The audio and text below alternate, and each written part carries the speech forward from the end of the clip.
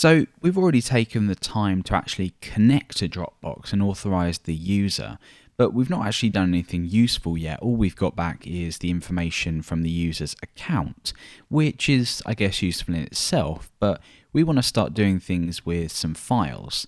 Now remember, in my text editor I have this files folder which is local to the folder I'm currently working in, and then this apps folder is the folder that will hold all of the different apps that you have authenticated that write files. So in this case I have a Codecourse folder because I've authenticated with my Codecourse Dropbox app. So what we're now going to do is, from our local here, we're going to take this photo.jpg and we're going to place that within our Dropbox folder. So this is going to Dropbox servers, but will then automatically be synced to your Dropbox folder. So the way we do this then is we have to open the file that we want to write as a resource, and then with the client that we've connected to, or the client class, we can use different methods to actually send the file, or upload the file rather. So let's get rid of the dump of the account information. We don't really want that anymore. And now let's focus on uploading files, or upload a file, or whatever. So we need to pull this file in. So I'm going to create a little variable here which is going to open a file. Whichever method that you're using to upload files locally to your server, that's fine. As long as the file then exists, you can then pick that file, open it up, and then send it off to Dropbox. So in my case, I'm just going to manually specify a file that I've already copied over, which is in the files directory, and it's photo.jpg, and we're going to pull that in for reading. So now what we want to do then is also grab the size of the file.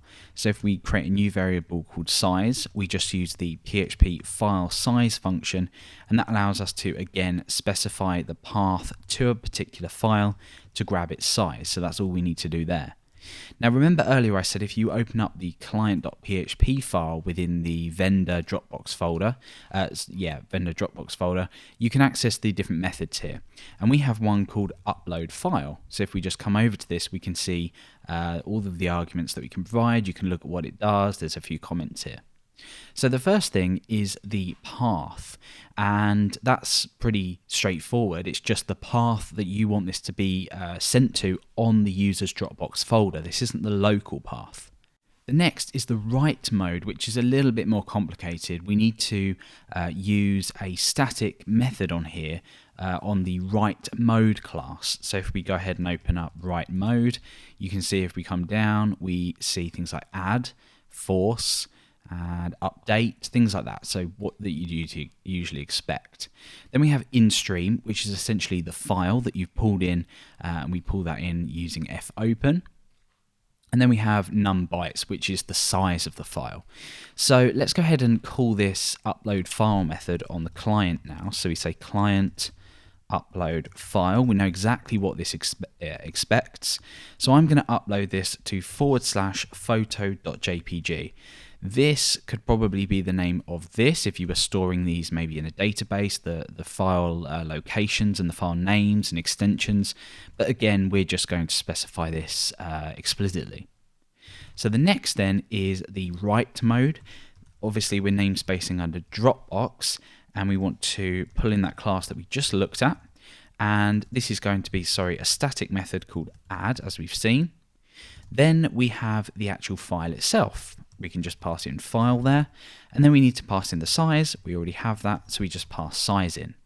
So what we're going to do then is we're going to run index.php in the browser. This is going to pull in that file as long as it exists and nothing errors here. We're then going to upload that file to the Dropbox account under photo.jpg. Again, this can be any name you want to store it. And what you'll see is when I return to my text editor, you'll see the file appear here, and this is, remember, my Dropbox account synchronizing folder.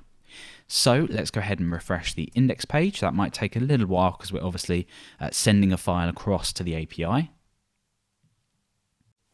And there we go. So if we head over to Sublime Text, and there it is. There's the photo from our files folder that's now living on the user's Dropbox account under photo.jpg. So once we've gone through the process of actually connecting a user, doing things like uploading files is extremely straightforward. As you can see, that was really easy to do, just pulling in the file and sending it across. So next, we're going to look at actually reading files. If you're creating some kind of transaction between a user where they upload files on your website and they're automatically synced to Dropbox, you're going to need to at some point be able to download the files that actually exist on the user's Dropbox account. So in the next video, let's look at pulling down files.